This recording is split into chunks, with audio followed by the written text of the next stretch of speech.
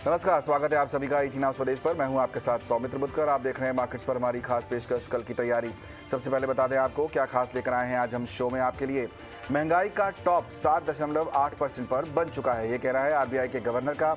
आज उन्होंने हमारे मैनेजिंग एडिटर निकुंज जालिया से एक्सक्लूसिव बातचीत की है। उस बातचीत का एक हिस्सा सुनाएंगे हम आपको शो में आगे। एनडीटीवी में हिस्सा खरीदने के लिए अडानी मीडिया ग्रुप जो है उसने पेशकश की है, ओपन ऑफर लेकर आए हैं।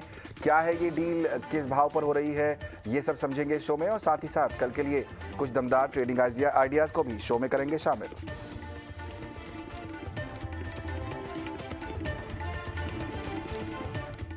आज बाजार में हमने देखा निचले सिरों से शानदार रिकवरी देखने को मिली और अब 2 दिनों से जो गिरावट दिख रही थी बाजार में, आज उस पर ब्रेक लग गया।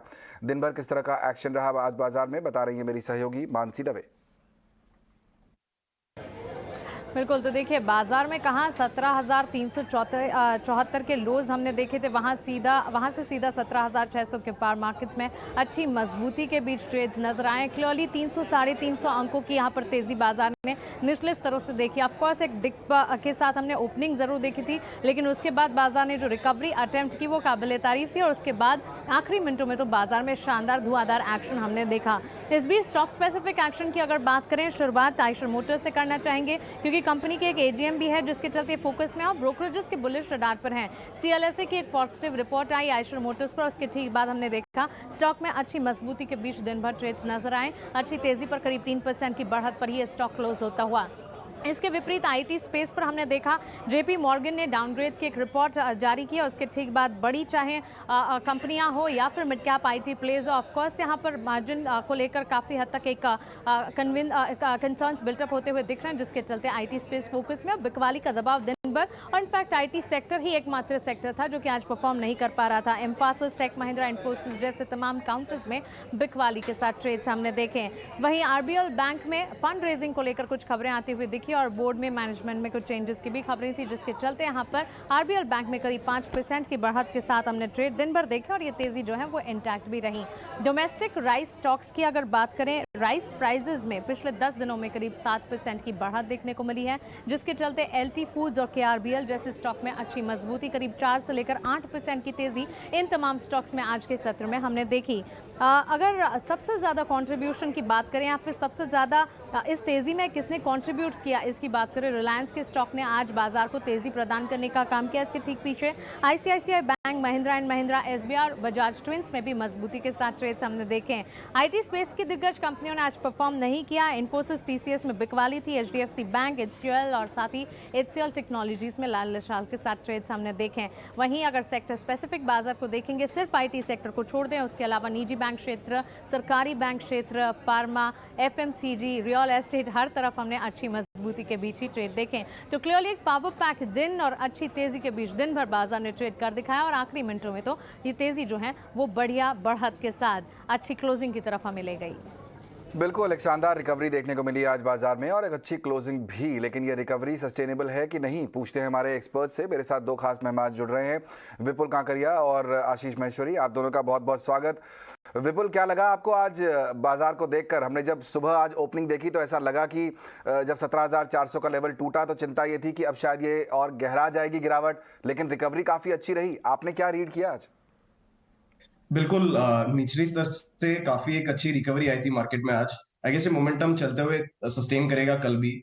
बट अभी हमने जो देखा था पिछले 2-3 दिनों में मार्केट में एक बहुत बड़ी रेंज से ट्रेडिंग हो रही थी, तो हो सकता है थोड़ा सा एक मोमेंटम पॉज हो फॉर अनदर डे और 2 साइडवेज मूव रहे मार्केट। तो हालांकि व्यू तो ये रहेगा, अभी भी बुलिश व्यू ही है, बाय ऑन डिप्स वाला मार्केट ही है अभी भी। ओके, बाय ऑन डिप्स वाला मार्केट ही है यानी। आशीष, आप क्या इस समय एडवाइस कर रहे हैं? क्योंकि अब जो नेक्स्ट बड़े ट्रिगर्स हैं वो शायद अगले महीने तक आए। इस बीच में जो लोग ट्रेडिंग कर रहे हैं या फिर अपने पोर्टफोलियो को बेटर करने के लिए इन्वेस्टर्स जो हैं वो कुछ आइडियाज ढूंढ रहे हैं, कैसे अप्रोच करना चाहिए इस समय बाजार को? देखिए, थोड़ा कॉशियस रह के ट्रेड करना चाहिए। जरूर 8 दिन बाजार बढ़ा कंटेनर्स, उसके बाद हमने 2 दिन का बिकवाली देखा, फ्राइडे और मंडे, और आज दोबारा से नीचे के लेवल से जरूर बाइंग इमर्ज हुई है। बट एक बड़ी जो मैक्रो इवेंट है थर्सडे का यूएस मार्केट्स का, वो इंटरेस्ट रेट रिलेटेड जो फेड का मीटिंग है, वो बाजारों में वोलेटिलिटी बिल्कुल बना के रखेगी। तो मेरा मानना है जरूर एफआईज का भी आज बाइंग का फिगर आया है, बट वोलेटिलिटी बिल्कुल बनी रहेगी थर्सडे तक, तो बहुत ज्यादा हमें कॉम्प्लेसेंट नहीं होना चाहिए कि बिल्कुल बाजारों में तेजी दोबारा से आ गई है। थोड़ा कॉशियस रह के ट्रेड और थोड़ा कम क्वांटिटी में ट्रेड मेरी करने की सलाह रहेगी थर्सडे तक। एक बार ये इवेंट ओवर हो जाने दें और एफआईज ऑलरेडी भारतीय बाजारों में बाइंग अपनी अच्छी क्वांटिटी में कर ही रहे हैं, तो उसके बाद हम दोबारा से कॉल बिल्कुल मार्केट्स में ले पाएंगे। बट थर्सडे तक मेरी बाजारों के लिए थोड़ा सा कॉशियस रह के ट्रेड करने की सलाह है। ओके, तो अगर आप ट्रेडर हैं तो कॉशियस रहिए यहाँ पर, अभी कम से कम इस वीक तो कॉशियस रहिए तो ही बेहतर रहेगा। इस बीच आपको एक बड़ी वॉइस सुनवाते हैं। आज हमारे मैनेजिंग एडिटर निकुंज डालमिया ने एक्सक्लूसिव बातचीत की आरबीआई के गवर्नर से।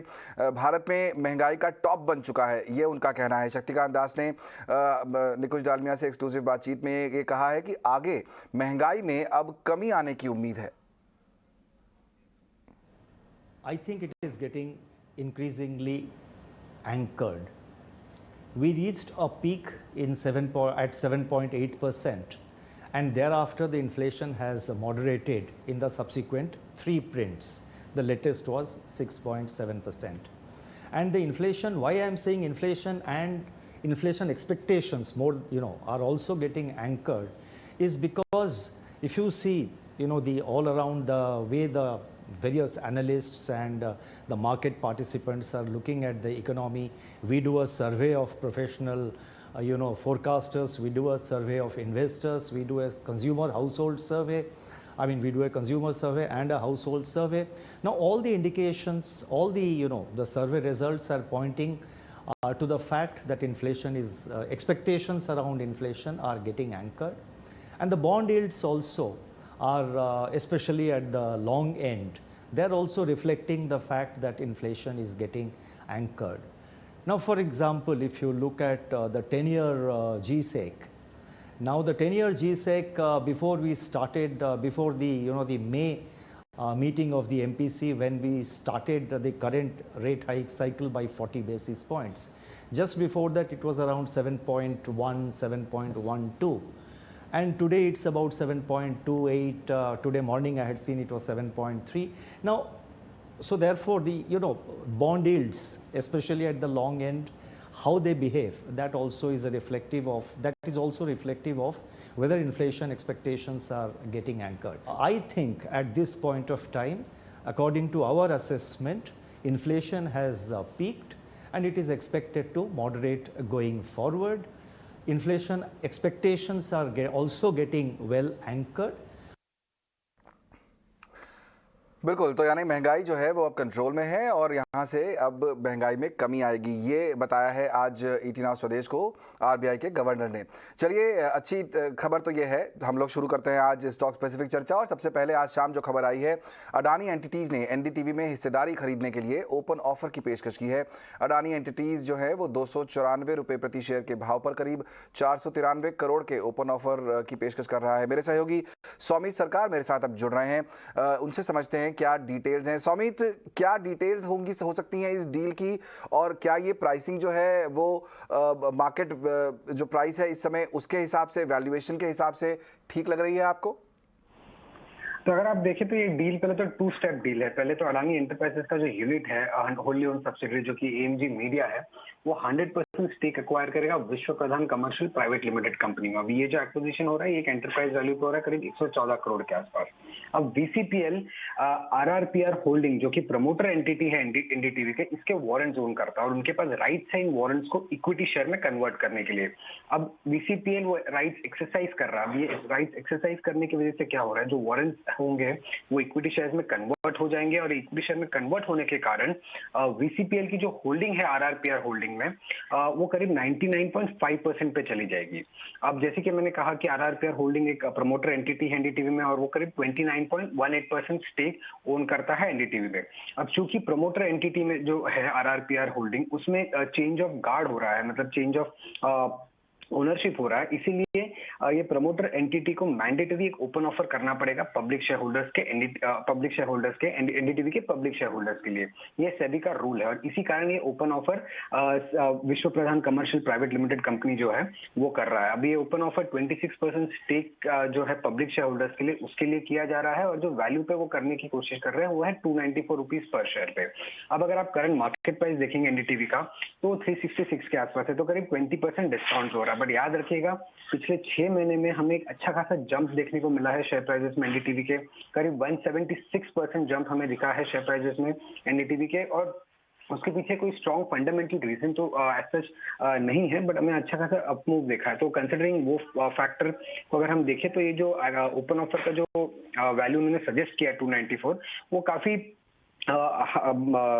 इन लिमिट है और एप्ट है एनडीटीवी कंपनी के लिए। अगर इस मोमेंट में हम देखें गिवन कि लास्ट 6 मंथ में अच्छा खासा अपमूव देखने को मिला है एनडीटीवी के शेयर प्राइसेस में, बट एट दिस मोमेंट अगर हम देखें तो करंट मार्केट प्राइस के सामने ये 20% डिस्काउंट में हो रहा है। 20% डिस्काउंट पर ये ऑफर पेश किया गया है। बहुत शुक्रिया सौमित उस पूरे अपडेट के लिए, आपने बहुत बेहतरीन तरीके से समझाया। आशीष, आप देख पाए इस खबर को, कैसे आप रीड करेंगे अडानी एंटिटीज के इस स्टेप को, और अब एनडीटीवी जो कि एक लिस्टेड एंटिटी है उसके स्टॉक पर क्या इंपैक्ट पड़ते देखते हैं आप? जी बिल्कुल, एक मार्केट को थोड़ा हिंट तो था ही कि लास्ट 1 महीने में आप देखिए स्टॉक करीब 30% से ज्यादा की रैली ऑलरेडी स्टॉक में हमने आते हुआ देखा है एनडीटीवी के स्टॉक में।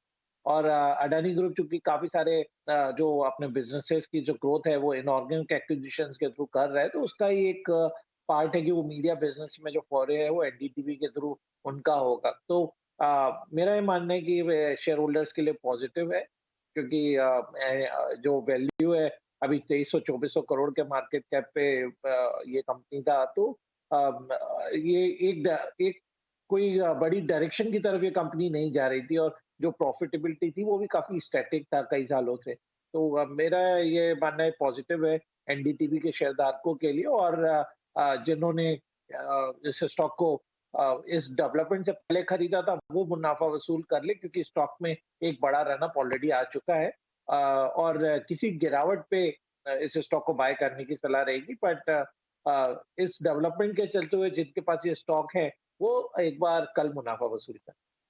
ओके, तो अगर आपके पास ये स्टॉक है तो आपको अब इसमें मुनाफा वसूली कर लेनी चाहिए। पहली बात तो ये, क्योंकि ये स्टॉक काफ़ी चल चुका है पिछले कुछ समय में, और अगर आप नई एंट्री करना चाहते हैं इस खबर के दम पर तो कुछ इंतजार कीजिए, ये स्टॉक थोड़ा नीचे आए उसके बाद आपको अच्छी अपॉर्चुनिटीज़ मिलेंगी। ये कॉल है एनडीटीवी पर। जो ताज़ा खबर है वो ये है कि अडानी एंटिटीज़ जो हैं वो ओपन ऑफर लेकर आने वाले हैं। चलिए आगे बढ़ते हैं, एक और खबर पर रुख करते हैं। स्पाइसजेट की तरफ से भी एक इंटरेस्टिंग खबर आ रही है कि इंटरनेशनल स्पेस में ये जो है कंपनी आगे बढ़ने की योजना बना रही है। ईटी नाउ स्वदेश से एक्सक्लूसिव बातचीत में स्पाइसजेट के सीएमडी अजय सिंह ने कहा है कि भारत को इंटरनेशनल हब बनने की जरूरत है। उनसे बातचीत की मेरे सहयोगी समीर दीक्षित ने। India to have an international hub, which means that Indians, when they travel abroad, should travel out of their own airport rather than through a hub in the Middle East or in the southeast of Asia. For this, it's extremely important that both airports and airlines, all stakeholders work together. And we will certainly try our very best to ensure that we play an active role in this. What I would like to point out though is that it is also important that we look after the structure of our industry and ensure that the players who participate in this in building an international hub in India are financially strong and viable. And for that it's important that we look at the cost structure that airlines are facing in our country today. A large part of the cost relates to aviation turbine fuel, which in recent days has gone up to 70 to 80% of the revenues of an airline. This is completely unsustainable, and we need to address this on an urgent basis.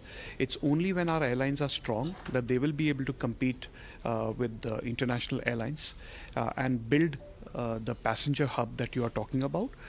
Of course, in addition to the passenger hub, India also must create cargo hubs within our country. We must also create MRO hubs in our country. And in fact, India is uniquely positioned to be a global aviation hub. Sameer Dixit मेरे साथ जुड़े हुए हैं इस समय। Sameer, expansion plan को लेकर SpiceJet जो प्लानिंग कर रहा है, किस तरह के हैं वो प्लान्स, और फंड जुटाने के लिए किन किन ऑप्शंस पर चर्चा हो रही है अभी? एविएशन सेक्टर से जुड़ी बड़ी खबर ये निकल के आ रही है कि स्पाइसजेट एयरलाइन फिलहाल अपने लिए भारी भरकम रकम जुटाने की कोशिश कर रहा है। स्पाइसजेट एयरलाइन तकरीबन 2000 करोड़ रुपए के फंड रेजिंग एक्सरसाइज की दिशा में कदम बढ़ा रहा है। सूत्रों के मुताबिक हाल ही में एयरलाइन मैनेजमेंट ने तकरीबन 2000 करोड़ रुपए की रकम जुटाने को लेकर के मंजूरी दी थी, सहमति बनाई थी, और उसी दिशा में एयरलाइन कई विकल्पों पर विचार कर रहा है।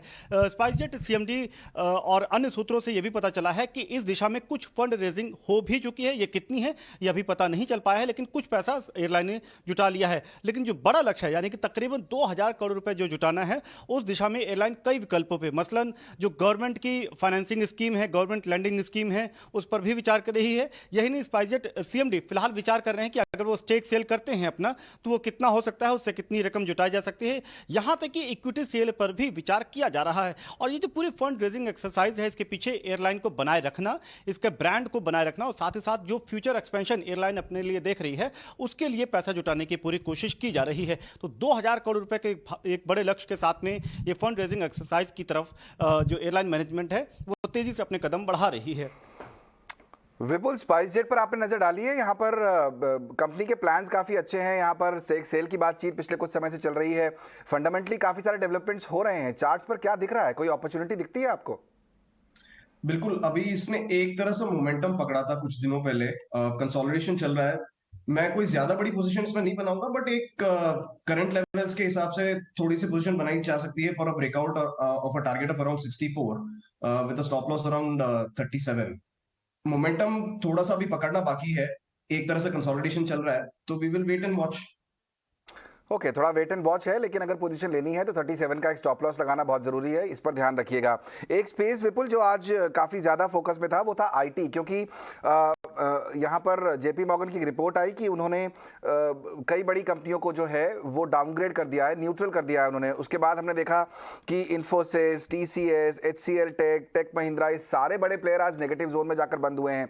क्या लगता है, कोई अपॉर्चुनिटी बनेगी यहाँ, या अभी रुकना चाहिए? आई गेस अभी थोड़ा सा पॉज करेंगे। इसमें एक डाउनसाइड का मोमेंटम अभी बाकी है। हो सकता है कि अपने नीचे स्तर के जो लेवल्स है आईटी इंडेक्स, वो अपना लेवल्स अचीव करे, और शॉर्टली हमें बाइंग अपॉर्चुनिटी इसमें भी मिलेगी आईटी सेक्टर में। तो थोड़ा सा वेट एंड वॉच करेंगे, यही सलाह रहेगी। तो ट्रेडिंग के लिए तो वेट एंड वॉच है, लेकिन आशीष, क्या अगर मुझे पोर्टफोलियो में ऐड करने हैं तो ये गिरते हुए बड़े आईटी प्लेयर्स मुझे देखने चाहिए, या आपको लगता है मिड कैप की तरफ बढ़े, वहां रिटर्न बेटर होगा? मैं भी इस बात से सहमत हूँ कि अभी लार्ज कैप की बजाय मिड कैप आईटी की तरफ बढ़ना चाहिए, क्योंकि वो बड़े निश एरिया में काम करते हैं। जो बड़ी आईटी कंपनीज हैं, वो एक जनरल एरिया में या सॉफ्टवेयर मेंटेनेंस में काम करते हैं, जहाँ पर प्रेशर ज्यादा है।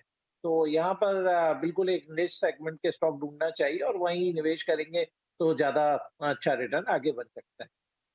आज पसंद मिड कैप आईटी में आपकी?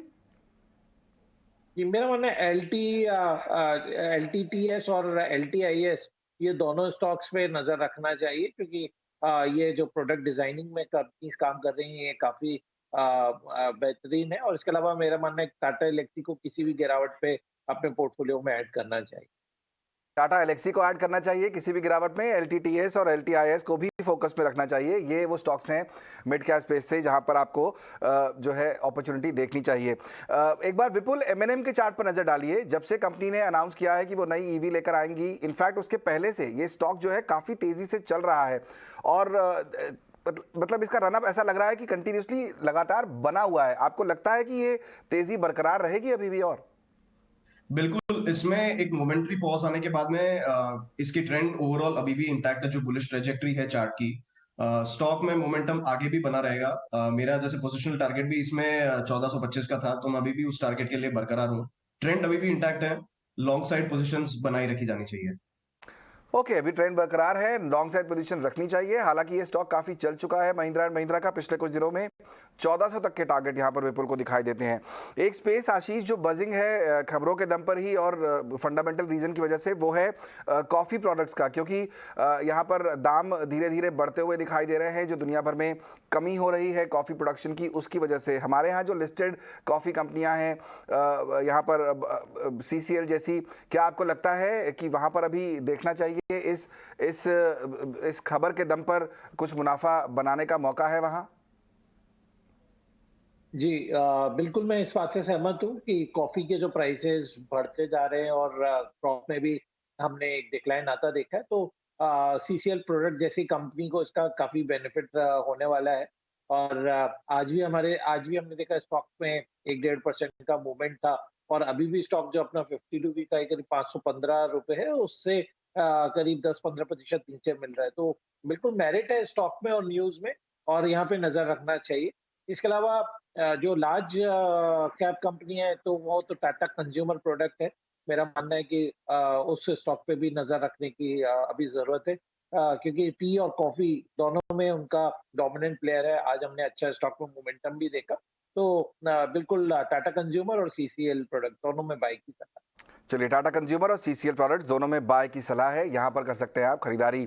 स्टील स्टॉक्स पे इस समय आपका क्या व्यू है विपुल? हमने देखा पिछले कुछ समय में एक्टिविटी बहुत ज्यादा थी। आज टाटा स्टील जैसा स्टॉक जो है वो पॉजिटिव में जाकर बंद हुआ है, क्या कॉल दे रहे हैं अभी आप?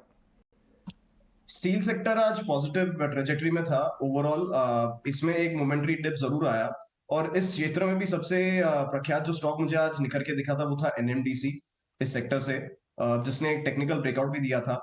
तो ओवरऑल डिप के बाद में यहाँ मोमेंटम बांधने की कोशिश कर रहा है मेटल स्पेस, तो बाय ऑन डिप्स की सलाह ही रहेगी इस स्पेस के अंदर।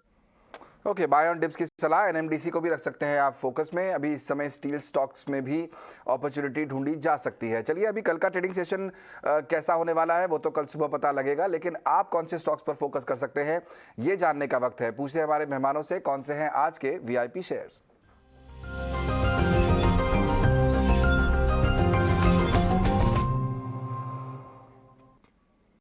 विपुल, आपसे करना चाहूंगा शुरुआत। बताइए कल के ट्रेडिंग सेशन में कौन से स्टॉक्स पर फोकस होगा आपका?